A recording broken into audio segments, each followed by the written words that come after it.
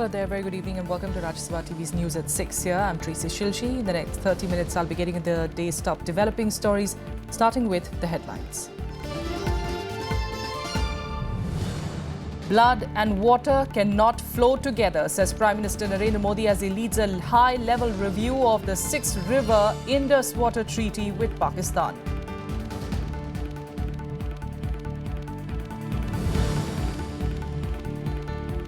All eyes on External Affairs Minister Sushma Swaraj's reply at the UN General Assembly tonight.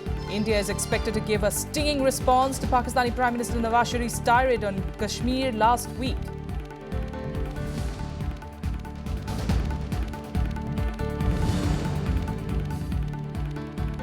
ISRO creates history with a significant milestone, successfully launches the PSLV C35, injects 8 satellites into 2 separate orbits.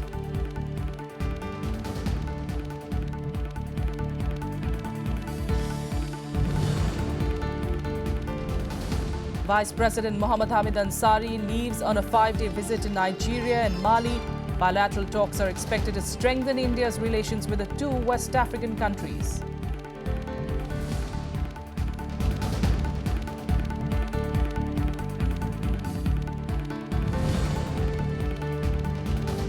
And it's sweet victory for Team India, playing their 500th Test match. Beat New Zealand by 197 runs in the first Test at Kanpur, lead the 3-match series 1-0.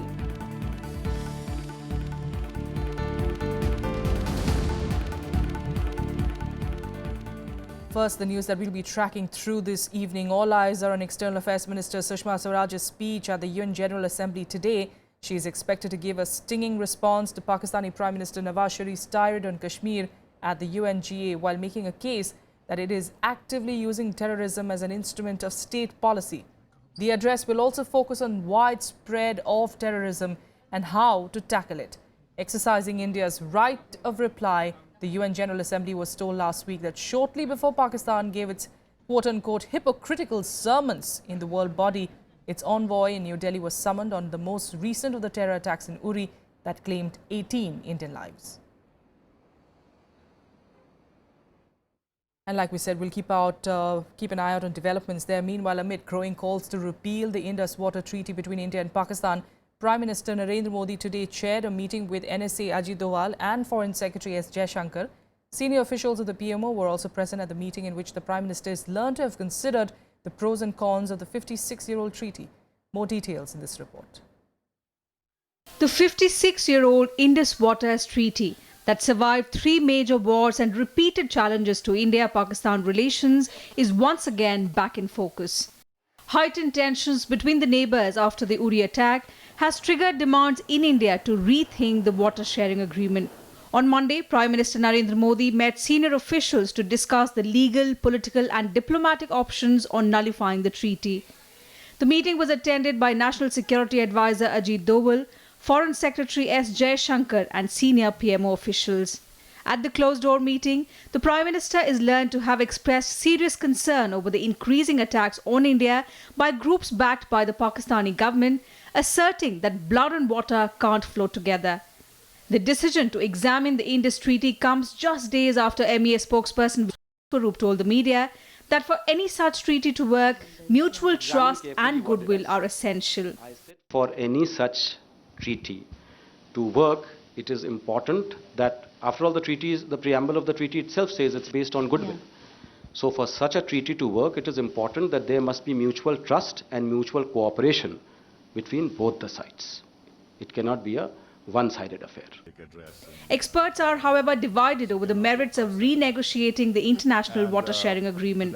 Actually, since it's an international treaty to which we have signed, and we are a responsible country, and we can't behave irresponsibly at the international level, especially as we have aspirations to be considered a global player. But the fact also is that there are provisions in the treaty which allow us to use those provisions in a way that increases pressure on Pakistan legally.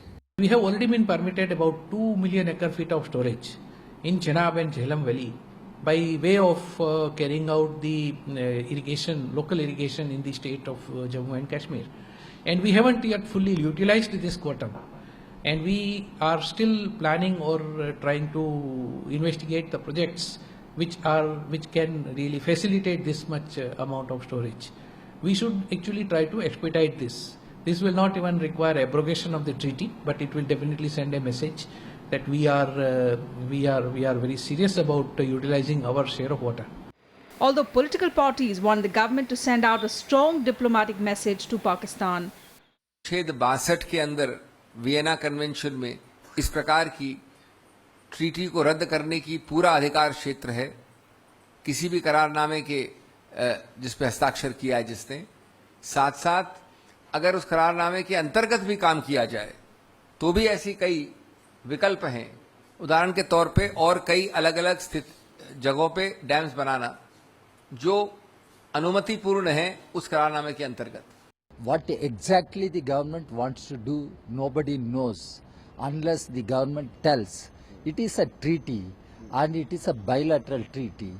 India talking about that, we do not know what is that India wants to do with the treaty. India wants to reopen the treaty or India wants to cancel the treaty. Nobody knows. Signed in 1960 by then Prime Minister Jawaharlal Nehru and Pakistani President Ayub Khan, the treaty was brokered by the World Bank.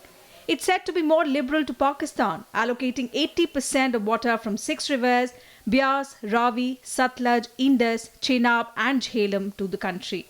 A cut-off in water supply by India is expected to cause major crisis in Pakistan as a majority of its areas are dependent on this water. With inputs from Akhilesh Suman, Bureau Report, Rajya Sabha TV. Well, for more on this story, we are joined by Akhilesh Suman from our newsroom. In fact, Akhilesh, you have some more details of what really was discussed at that meeting. Some sources saying that this could be worrying Pakistan. Yeah, actually, see, if you go through the treaty, very few people know that what are the provisions of the treaty. Provisions of the treaty allows India to use it for agricultural purposes and also make dams for hydroelectricity purpose. And India virtually has not been utilizing, even when 20% of water was allowed to India to be used in many of these type of projects. So now India is going to be very serious about utilizing the projects, and 3 dams are already in the pipeline. The dams are on Chenab River, the Pakadul, Sawalkot and Bursat. And you know, the 3 western rivers are there from where it flows from Kashmir to the Pakistani side. So the 3 rivers, Indus, Chenab and Jhelum. And India wants to utilize this water for the purpose of its own development. So you can say that what is the use of it? When you had the right of using 20% of water, what is the use of it? So first thing that in the Jammu Kashmir Assembly, all political parties, including Congress and left, has said that Indus water treaty is not equitable and India should have got more share. But Prime Minister, the then Prime Minister Jawaharlal Nehru had said at that point of time that we have bought peace from Pakistan. Yes. But now since this peace is not working, India wants to tighten the screw on Pakistan, utilize the all waters. And if the 3 dams are going to be made on Chenab, these are the western rivers, then Pakistan may cry for more water, and that will really create a situation when Pakistan will realize that India's importance. And tomorrow I'm going to tell you that tomorrow in Washington DC, there will be a meeting between India, Pakistan and mediation by World Bank about this Kisan Ganga project, where Pakistan is already saying that India is taking over water by making dams. So this is the, in a way, this is the key tool that India may utilize to make Pakistan realize that cooperation with India is very important. If Pakistan doesn't want peace, if Pakistan doesn't want to cooperate with India, then India can utilize its share of water according to the treaty itself, and then Pakistan will be in a different situation. All right, Akhilesh, thanks so much for joining us with those details. So is this going to be the next chapter really in the worsening of relations, diplomatic relations really between the 2 countries? And is this the way that India can perhaps go one up on Pakistan? We'll keep an eye out for developments on that front. Meanwhile, in Kashmir, 5 CRPF men were injured in a grenade attack by militants in Kulgam district on Monday. Suspected militants reportedly hurled a grenade at a road opening party of the CRPF near Wanpur district of Kulgam district, in the Wanpur village, in fact. The grenade missed their intended target and exploded on the roadside, injuring 5 CRPF men who have now been hospitalized. Security forces have cordoned off the area and a manhunt has been launched to nab the attackers. Kulgam district, remember, is the worst hit region in the ongoing Kashmir unrest that has killed 90 people in over a month and a half of violence. In other news, the Indian Space Research Organisation achieved one more milestone on Monday through the launch of the Polar Satellite Launch Vehicle, or PSLV C35. The PSLV, carrying 3 satellites from India, 3 from Algeria and 1 each from Canada and the US, lifted off successfully from Sriharikota in Andhra Pradesh.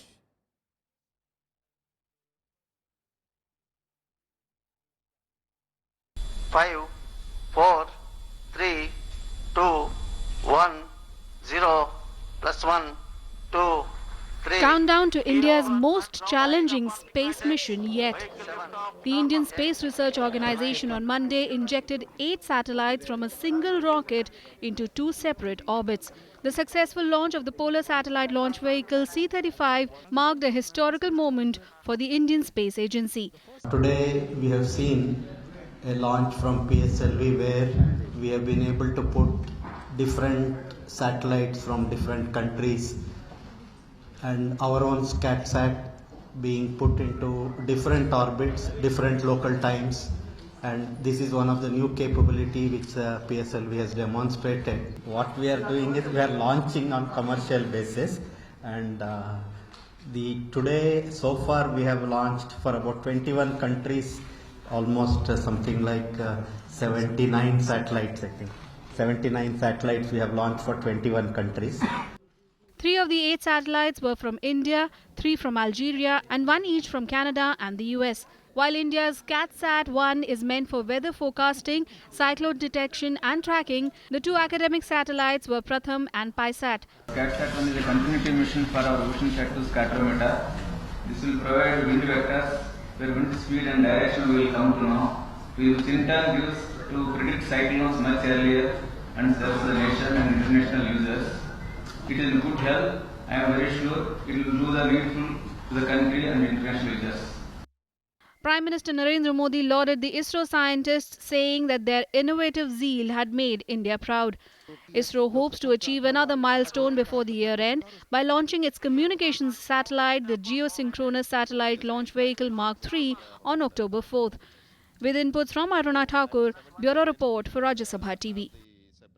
The Karnataka government has moved the Supreme Court seeking modification of its September 20th order in which it has asked Karnataka to release 6,000 cusics of Kaveri water per day for 8 days to Tamil Nadu. Karnataka, in its fresh plea, expressed inability to release the water, saying that in its reservoirs it doesn't have adequate water and that it can release the water only in December. Low rainfall in the state has been cited as the reason for this situation. The Supreme Court had also directed the centre to constitute within 4 weeks the Kaveri River Management Board as directed by the Kaveri Water Disputes Tribunal in its award. If today the direction of the Supreme Court is being implemented, then there will be a huge scarcity of the drinking water. So I think the Honorable Supreme Court will take a lenient view and take into consideration the ground realities and hope that the Government of India will also intervene and apprise the Honorable Supreme Court. And at the same time, we appeal to the neighboring state of Tamil Nadu also that they should also take a human view. In other news, the Prime Minister Narendra Modi has urged the scientific community to focus on ways to increase crop yield.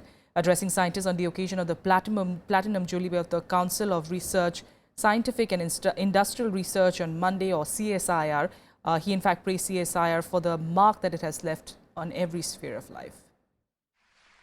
Emphasizing that the 21st century is technology-driven, Prime Minister Narendra Modi said that India's increasing requirements can be met only through a scientific solution. Raising concerns over water security, the Prime Minister also underscored the need for efficient water usage to improve crop varieties.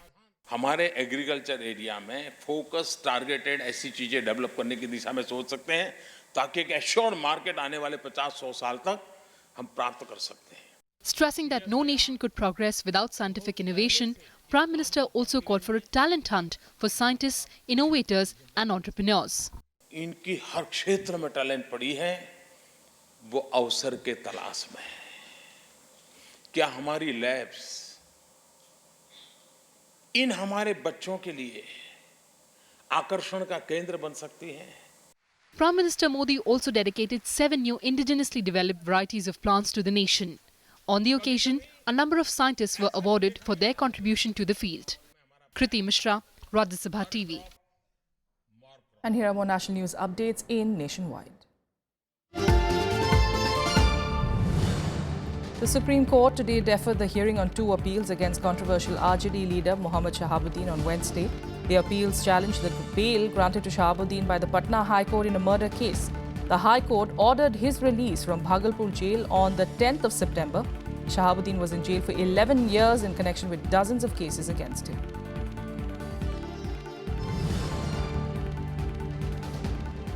The Special Task Force of the Kolkata Police arrested 6 members of Bangladesh-based Jamaatul Mujahideen on Monday. 4 of the 6 are wanted in the 2014 Khagragar blast case. Anwar Hussain Farooq, the outfit's West Bengal chief, who had a bounty of 10 lakh rupees on his head, announced by the NIA, is one of those arrested.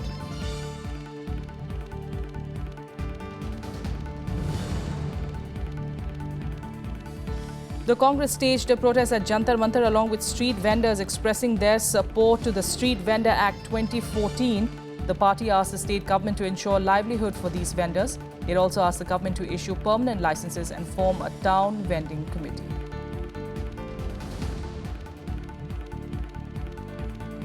With a quick break here, we'll be back with more news in a bit. Stay with us.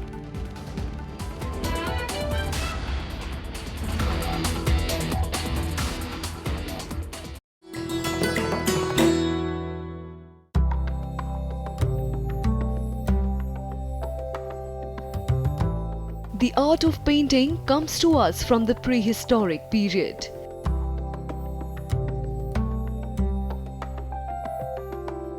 Paintings are also a valuable source of information about their age.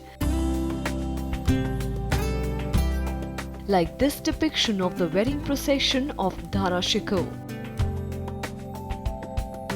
The eldest son of Mughal Emperor Shah Jahan had a Mughal wedding with distinctive Indian elements. Like the veil he wears to the pomp and show of the Bharat in Hindu weddings.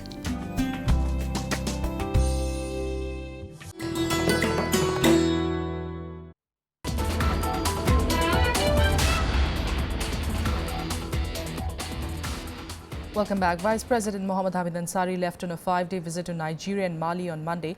He will hold bilateral talks with the leadership of the 2 West African nations, besides participating in a number of events.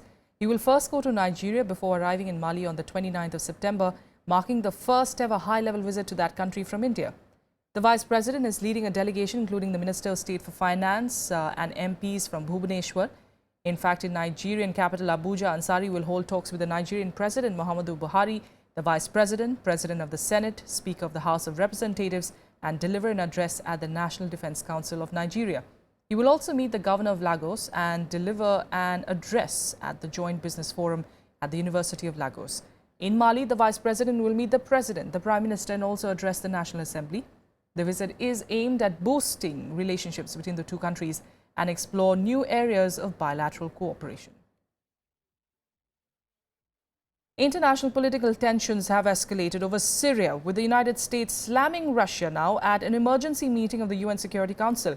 The US called Russia's action in Syria barbaric as government forces relentlessly bombed the besieged city of Aleppo. Russia, however, said that ending the war was now an almost impossible task. As conflict rages on in Syria, political tensions have also escalated between world powers. On Sunday, the United States slammed Russia's action in Syria, calling it barbarism. At an emergency meeting of the UN Security Council, US Ambassador Samantha Power said Russia had told the Council outright lies about its conduct in Syria. Russia and Assad have reportedly launched more than 150 airstrikes over the last 72 hours.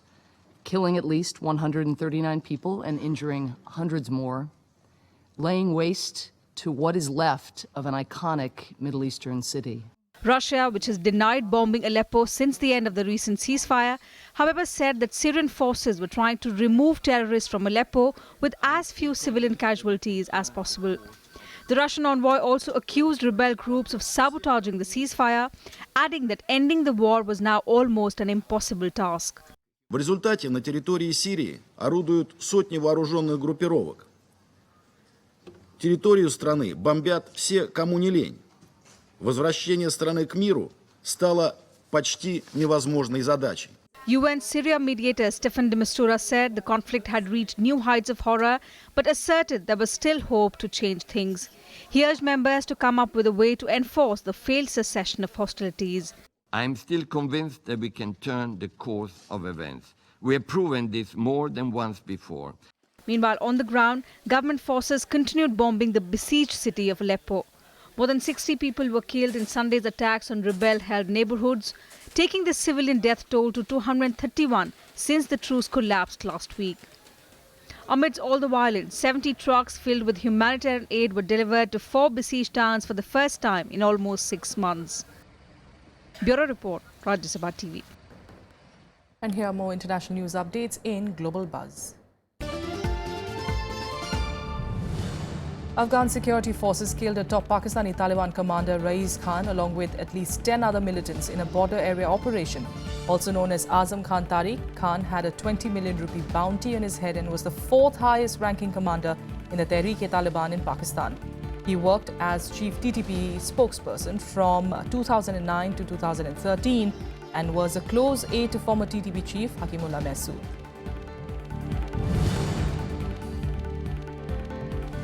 Two teenage girls suspected of planning a fresh attack in Nice were arrested today. The arrest comes barely 2 months after a terror attack rocked the French city.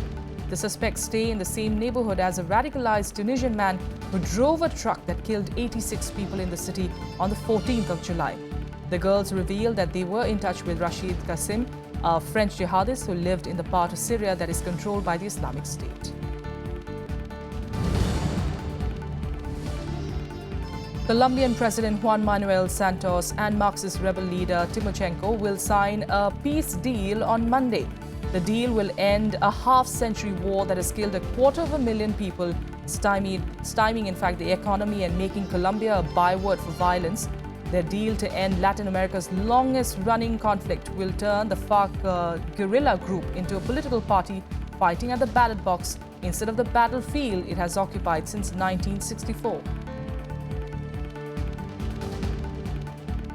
All right, sports now. In India registered a thumping 197-run win against New Zealand in Kanpur. The dominating victory was even sweeter as it came in India's 500th test match. With this win, India now has taken a 1-0 lead in the 3-match series. New Zealand came into the 5th day chasing down a target of 434 with only 6 wickets in hand. Even though the Kiwi batsmen held on and delayed the inevitable in the morning session, India broke through their defence in the second session. R. Ashwin emerged the hero of the match, claiming his 5th 10-wicket haul. In the process, he also became the fastest Indian to get 200 test wickets and second fastest in test history, having achieved the feat in just 37 matches. Mohammed Shami accelerated India's march towards victory, claiming 2 quick wickets late in the morning session. In the post-lunch session, Ashwin completed the formalities, taking the last 3 wickets. Luke Ronchi and Mitchell Santner were the only 2 New Zealand batsmen that put up some resistance, scoring 80 and 71 respectively. 10-wicket haul for Ashwin. Start off restricting India to 300 on a good batting surface was a very good effort. We weren't able to sustain that pressure with the bat towards the end of our innings, and they bowled very well. So it's a combination of many things, but at the end of the day, India certainly were the better team.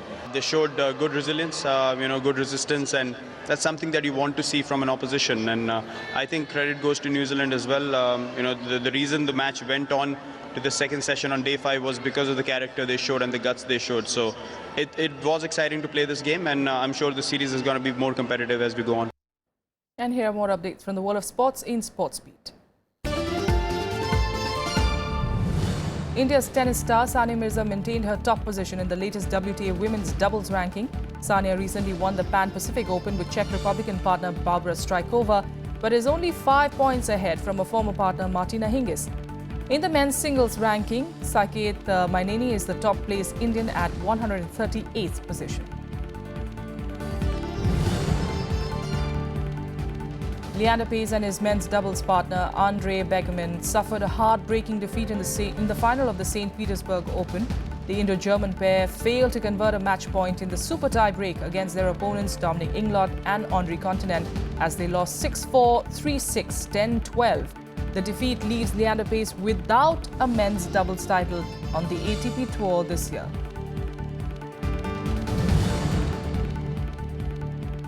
Legendary US golfer Arnold Palmer passed away at the age of 87. During a long career, Palmer won more than 90 tournaments worldwide, including 7 majors. The US Golf Association called him golf's greatest ambassador as tributes poured in from around the world.